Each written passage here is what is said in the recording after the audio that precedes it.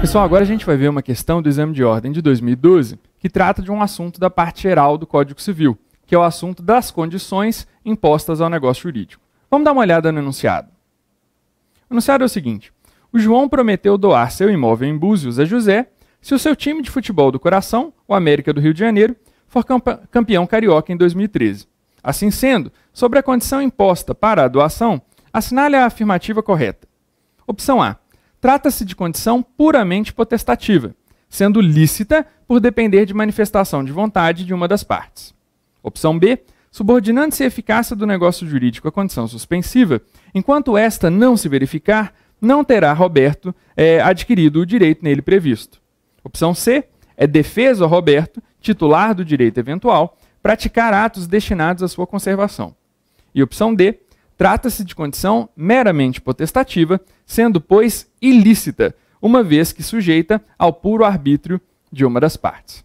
Bom, essa é uma questão que trata de aspectos conceituais dessa modalidade de negócio jurídico, que é o negócio jurídico condicional, e também de algumas questões literais da nossa legislação.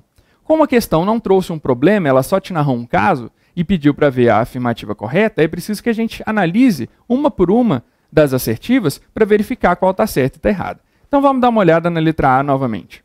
A letra A diz que trata-se de condição puramente potestativa, sendo lícita por depender de manifestação da vontade de uma das partes.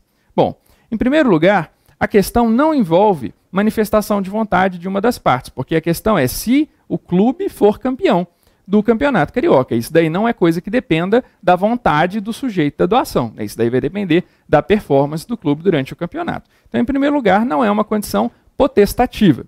E, ademais, tem um outro problema na letra A, que diz que essa condição seria lícita. E, na verdade, a gente encontra lá na parte final do artigo 122 do Código Civil a referência às condições que sujeitam os efeitos do negócio jurídico ao puro arbítrio de uma das partes, que são consideradas ilícitas.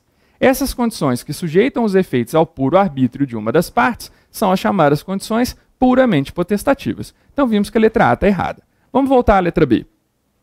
A letra B diz o seguinte: subordinando-se a eficácia do negócio jurídico à condição suspensiva, enquanto esta não se verificar, não terá Roberto adquirido o direito nele previsto.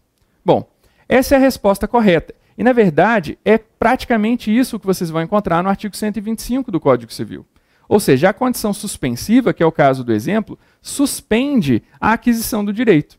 Quando um negócio jurídico tem uma condição suspensiva, o direito só vai vir a ser adquirido, se é que isso vai acontecer, quando e se a condição se implementar. Então é exatamente essa a regra contida no artigo 125 e por essa razão essa afirmativa está correta e é a resposta dessa questão. Mas vamos dar uma olhada nas outras duas para ter certeza.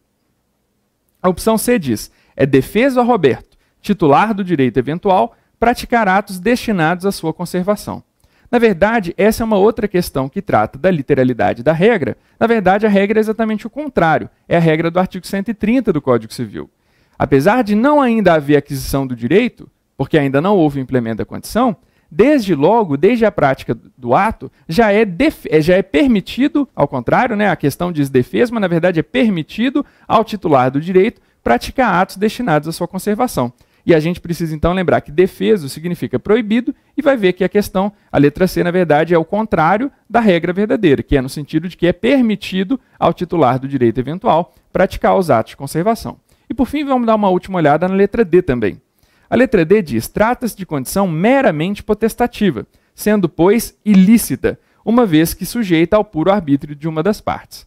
Bom, essa letra D, ela trata da diferença entre a questão puramente potestativa, que a gente já viu na letra A, que é aquela que sujeita os efeitos do ato ao puro arbítrio de uma das partes e que é ilícita, e a condição meramente potestativa, que é aquela que sujeita os efeitos do ato ao arbítrio de ambas as partes, ou que sujeita os efeitos do ato ao arbítrio de um dos sujeitos, somado a um outro elemento complementar, que não depende de vontade dos sujeitos. Essa é a meramente potestativa, segundo a expressão consagrada pela doutrina, e como não está prevista no artigo 122 como ilícita, é considerada uma condição lícita.